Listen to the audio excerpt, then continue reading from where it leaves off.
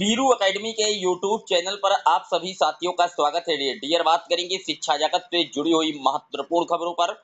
सबसे पहले बात करेंगे आरओ परीक्षा की जो तिथि है घोषित कर दी गई है। साथ ही बात करेंगे नीट 2024 का जो रिजल्ट है जारी कर दिया गया है। यूपी ट्रिपल एससी के द्वारा जो कैलेंडर है परीक्षाओं का उसको भी जारी किया गया है। बात करेंगे लोकसभा चुनाव का जो परिणाम है जारी किया गया है। क्या इस परिणाम के आधार पर पुनः जो बीएड अभ्यर्थी हैं उनको प्राथमिक शिक्षक भर्ती में शामिल करने के लिए जो नया गजट है एनसीटी का क्रिएट किया जाएगा, पूरी तरीके से बात करेंगे। लेकिन जितने लोग चैनल पर पहली बार जुड़ रहे हैं सब्सक्राइब करके बेल आइकन प्रेस कर लीजिए। यार, आपकी स्क्रीन पर पहली अपडेट आप देख सकते हैं। यूपी पीएससी का जो संशोधित परीक्षा कैलेंडर है वो जारी किया जा चुका है। जून से दिसंबर तक होंगी 14 परीक्षाएं। 11 फरवरी को समीक्षा अधिकारी, सहायक समीक्षा अधिकारी, आरओ की प्रारंभिक परीक्षा का जो पेपर है लीक होने के बाद 5 माह बाद सदमे से उपरा और उत्तर प्रदेश लोक सेवा आयोग ने सोमवार की देर रात भर्ती परीक्षाओं का संशोधित कार्यक्रम जारी कर दिया है।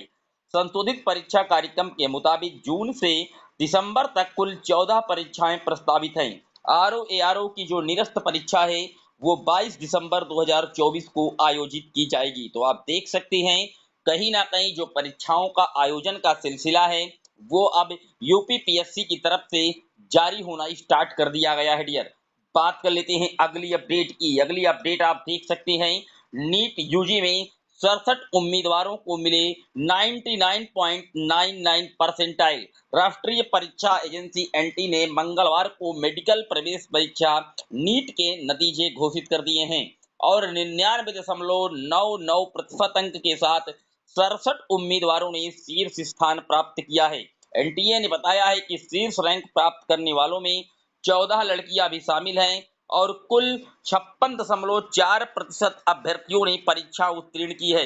ये परीक्षा 5 मई को आयोजित की गई थी। आप जानते हैं ये एक बड़ी पात्रता परीक्षा है, पूरे देश की कंबाइंड टेस्ट है और इसी परीक्षा के बेस पर जो एमबीबीएस हैं या वीडीएस हैं, डेंटल्स हैं, आप जानते हैं विभिन्न प्रकार की जितने भी डॉक्टरेट की डिग्रियां हैं इसी के माध्यम से प्रोवाइड कराई जाती है। डियर, बात कर लेते हैं अगली अपडेट की। अगली अपडेट आप देख सकते हैं लोकसभा का जो परिणाम है चुनाव का वो घोषित हो चुका है और बात की जाएगी अगर उत्तर प्रदेश में, तो उत्तर प्रदेश में सपा का जो पीडीए था वो सुपरहिट साबित हुआ है और बार योगी सरकार पूरी तरीके से नाकाम रही है। आप जानते हैं कि 80 सीट लोकसभा की है, उत्तर प्रदेश में सबसे बड़ा राज्य है और यहीं से प्रधानमंत्री की कुर्सी तय की जाती है और इस बार कहीं ना कहीं योगी सरकार को निराशा हाथ लगी और उसका सबसे बड़ा अगर रीजन देखा जाए तो कहीं ना कहीं जो बेरोजगारी है निश्चित तौर पर सर चढ़कर बोली है और युवाओं ने कहीं ना कहीं योगी सरकार को पूरी तरीके से बैकफुट पर ढकेल दिया है।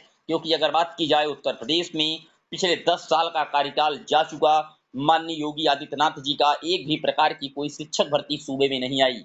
2017 से बीटीसी डीएलएड के जो अभ्यर्थी हैं लगातार धरना प्रदर्शन करते नजर आए, लेकिन शिक्षक भर्ती के नाम पर हमेशा अनुपात और समानुपात बराबर रखा गया और कहीं ना कहीं अग्निवीर जैसी संविदा परियोजनाएं चलाई गई और उसका नुकसान भरसक इस लोकसभा चुनाव में कहीं ना कहीं भारतीय जनता पार्टी की सरकार को उठाना पड़ा है।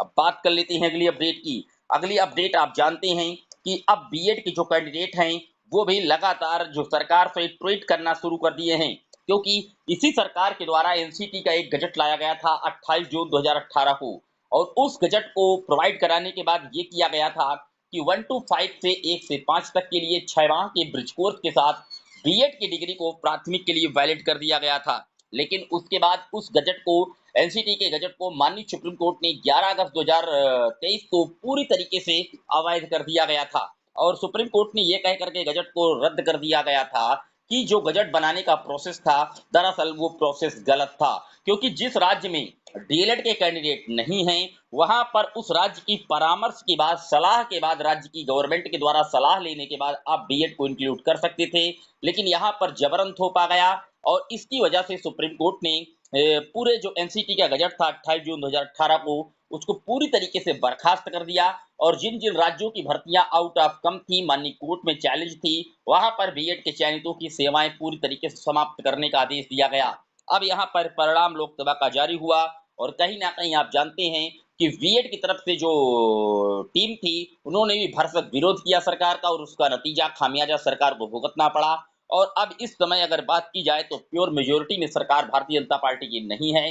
अब बीएड के कैंडिडेट भी ये मांग कर रहे हैं कि कहीं ना कहीं अब जो एनसीटी का बजट है उसको पुनः संशोधित कराए, जिसकी भी सरकार बने और एक बार पुनः बीएड को प्राथमिक में लाने के जो विकल्प हैं सरकार के पास उनको खोले और लोकसभा और राज्यसभा से सदन से पारित करवाने के बाद इसको एक संवैधानिक तरीके से पुनः एनसीटी का गजट जारी करवा करके और बीएड को पुनः प्राथमिक में लाए, क्योंकि कई अभ्यर्थी लाखों की मात्रा में अभ्यर्थी इससे रजिस्टर हो रहे हैं। जिन जिन राज्यों पर वो सेवाएं दे रहे हैं वहां पर भी हटाने का जो फार्मूला आया है आप समझ सकते हैं उससे कितनी बड़ी प्रॉब्लम क्रिएट हो रही है। चाहे बात की जाए बिहार राज्य की, चाहे बात की जाए मध्य प्रदेश की, चाहे बात की जाए पश्चिम बंगाल की, चाहे बात की जाए छत्तीसगढ़ की, इन राज्यों पर बीएड के कैंडिडेट सेलेक्ट हैं और इन सभी राज्यों से बीएड के कैंडिडेटों को बाहर करने का जो आदेश है माननीय उस राज्य की हाईकोर्ट के द्वारा निर्गत किया जा चुका है। हालांकि अब इस पूरे मामले को अभी भी पेचीदा बना हुआ है और सुप्रीम कोर्ट में अभी भी इसकी एक जो अंतिम सुनवाई है लार्जेस्ट बेंच में जाने का प्रयास है एमपी स्टेट गवर्नमेंट के द्वारा ले जाया गया है। इस समय माननीय सुप्रीम कोर्ट में ग्रीष्मकालीन अवकाश है तो इसकी वजह से जो कोर्ट है वो क्लोज्ड है और सुनवाइयां नहीं हो पा रही हैं। लेकिन फिलहाल अब जो बीएड के कैंडिडेट हैं वो निश्चित तौर पर नई सरकार के गठन के बाद एक बड़ा जो दबाव है प्रेशर है बनाने का प्रयास करेंगे और नए गजट को पुनः लाने का कहीं ना कहीं एक बार जो आवाज है वो बुलंद करेंगे, क्योंकि सरकार की ही जिम्मेदारी उन्होंने ठहरा रखी है कि सरकार ने अच्छी पैरवी नहीं की, लचर पैरवी की थी, जिसका नतीजा था कि एनसीटी के गजट को मुक्की खानी पड़ी थी माननीय सुप्रीम कोर्ट के द्वारा। पूरी वीडियो पर आपकी क्या राय है कमेंट जरूर करिएगा। पहली बार आए सब्सक्राइब कर लीजिएगा। जय हिंद, वंदे मातरम।